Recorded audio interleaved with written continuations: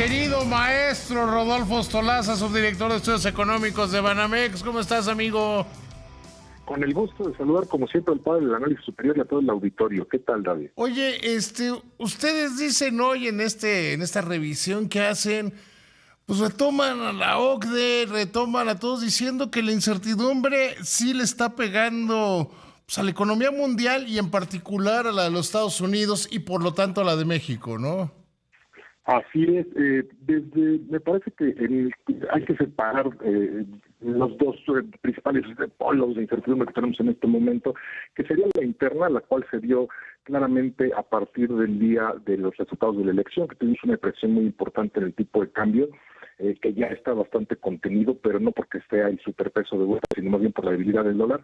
Y el segundo momento justamente está relacionado con la entrada de Donald Trump y sobre todo con todos los cambios que ha habido en las políticas comerciales de nuestro vecino del norte, que sí han generado mucha incertidumbre, particularmente en el lado de las expectativas. Veía yo una gráfica de cómo esperan la inflación en los próximos años los consumidores norteamericanos. Se salen de cualquier comparativo que hagamos con cualquier otro país. Todo esto pues ciertamente influye sobre todo en las decisiones de consumo y de inversión. Estas últimas, sobre todo, creo que es por ahí por donde estamos viendo el mayor impacto, en particular en la economía mexicana. Sí, o sea, a ver, por ejemplo, si vemos el tema de las remesas, pues el tema de las remesas tiene que ver que quien manda remesas siente mucha inseguridad laboral y está guardando dinero para aguantar en Estados Unidos. No, yo te diría que más que justamente la inseguridad laboral, también están sintiendo la inseguridad de ser deportados, sobre todo aquellos que no cuentan con los documentos, y sí se guardaron en cierta medida, hicieron este ahorro precautorio, y por eso tuvimos la caída tan relevante que vimos en el mes de abril en las remesas, pero normalmente, como bien señala Gladys Hiller, mayo suele ser un mes muy bueno. Si volviéramos a ver una caída en mayo, entonces me parece que ya sí sería preocupante, porque además creo también que las políticas, estas redadas masivas, ya no se han vuelto una cuestión tan relevante, porque se han abierto otros polos en la discusión de Estados Unidos, en particular lo que está sucediendo en el Senado con la aprobación de la propuesta fiscal. Bueno, todo esto pues sin duda termina por impactar a los receptores de las remesas, que son los ingresos, los hogares de menores ingresos en nuestro país, ¿no? Y ciertamente, pues ellos podrían sentir un golpe importante, no solo por eso, sino también por el impuesto del 3.5% que parece que se aprobaría, aunque también queda claro que este impacto terminaría siendo marginal, porque existen otros mecanismos, ¿no? Para evadir o eludir justamente este impuesto. Sí, porque básicamente es un impuesto hacia los que no están viviendo legalmente en los Estados Unidos. Los que viven legalmente tienen muchas maneras déjame decirlo, que no es la palabra correcta, pero sí lo pienso como evadir el impuesto, ¿no? Más que eso, es muy conocido. Las propias estadísticas de Estados Unidos muestran que en hogares donde son hispanos o hispanics, como les llaman allá, algunos están legales y algunos otros no. Entonces, quien no esté legal le pedirá al que sí esté legal: oye, por favor, puedes mandar esto. Y así es una forma. Insisto, hay muchas otras que aumentan los canales informales, lo cual aumenta más la inseguridad, porque tú no aseguras, no existe toda la fortaleza del sistema financiero internacional que te asegura que tu dinero va a llegar a la comunidad a la que quieres. Sin duda es algo que ni siquiera creo que tenga un impacto tampoco en el presupuesto mismo, en los ingresos del gobierno norteamericano, pero es una piedrita más en el camino para nuestros paisanos, ¿no? Rodolfo, y esta incertidumbre, que ya es clarísima la incertidumbre, porque además Trump no necesariamente va mal, sino cambia de opinión. Esta incertidumbre, ¿cómo está pegando? O sea, a ver, yo por ejemplo veo el tema de los aranceles del acero y el aluminio.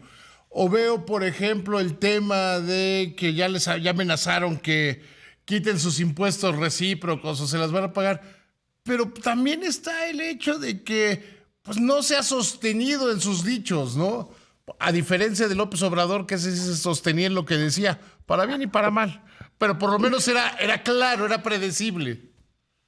Esta impredecibilidad justamente es lo que vuelve muy, no quisiera utilizar el término de bomba de tiempo, pero es eso. Por ejemplo, la semana pasada hubo mucha relevancia en redes sociales sobre el taco trade, ¿no? Cuando se anuncia un arancel, pues sabes que va a bajar y después va a subir el mercado, y que eso se ha vuelto incluso una técnica, una estrategia que se está utilizando muy en el corto plazo. Por supuesto, todo esto es a manera de broma, pero esos cambios de opinión es justamente lo que te genera la incertidumbre. Fue muy fuerte con su política arancelaria. Recuerdo perfecto el 2 de abril, Liberation Day, fue como, híjole, sí les está poniendo unos impuestos muy fuertes a muchos países, sí se ven diferenciados y todo esto, y después ya los redujo al 10%, ahorita con China está el 30%, en el caso de México y Canadá está el 25% para los que no cumplen el TEMEC. Si hay una política claramente proteccionista, la teoría económica te dice que eso reduce el bienestar global, porque hay una pérdida para los consumidores. Al final del día no existen las mismas mercancías disponibles en Estados Unidos, y rompe además las cadenas de valor, o las complica más. Pero esto de salir y decir, bueno, hice un acuerdo con Reino Unido y con China, lo toman muy bien los mercados. Y yo, por ejemplo, que dice, bueno, pues ya firmé la orden ejecutiva donde el impuesto del arancel a acero y aluminio ahora es del 50%. Estos en particular me parece que se van a sostener porque son aranceles que vienen desde su primer mandato. El tema de los aranceles recíprocos, creo que el tema no es tanto lo que esté sucediendo con China, que bien o mal llegaron a un acuerdo, sino lo que podría pasar con la Unión Europea, que también es un socio comercial muy importante de los Estados Unidos, y lo que pudiera pasar con Canadá, que también ha anunciado medidas bastante drásticas en ese sentido. Entonces, sí se deterioró muy rápido el ambiente de un esquema, digamos, con el COVID tuvimos un rompimiento forzado, primero por el lado de la oferta, después por el lado de la demanda, por una cuestión sanitaria, y después tomó tiempo recuperarse, y en este momento no termina de verse el fondo, ¿no? De cuál va a ser el daño máximo que se puede generar en las expectativas, y esto sin duda pues retrasa sobre todo las decisiones de inversión, pensando que una fábrica no se pone para 3 o 4 años el mandato que dure el presidente Trump, sino que es un proyecto de mucho más largo plazo, en el cual implica financiamiento y demás. Y todo esto ya se lo empiezan a cobrar también, por ejemplo, con el tema del déficit fiscal, la reducción en la deuda, en la calificación de la deuda que tuvo, que pues ya implica que hay algunos fondos que ya no pueden comprar más bonos americanos porque ya no son AAA, porque ya no son considerados sin riesgo, y eso pues les impacta al final del día en la demanda que tienen por estos bonos, encarece su propio financiamiento, y esto al final del día pues se traslada en la actividad económica real, ¿no? En lo que se puede generar dentro de aquel país. Es que yo estoy convencido que es mejor una mala noticia que esta incertidumbre. O sea, sería preferible que aplicara las malas medidas a esta incertidumbre, porque no se puede planear. Con una mala noticia puedes planear. Por ejemplo, López Obrador dejaba planear. Sabíamos que estaba tomando malas medidas, pero eran consistentes.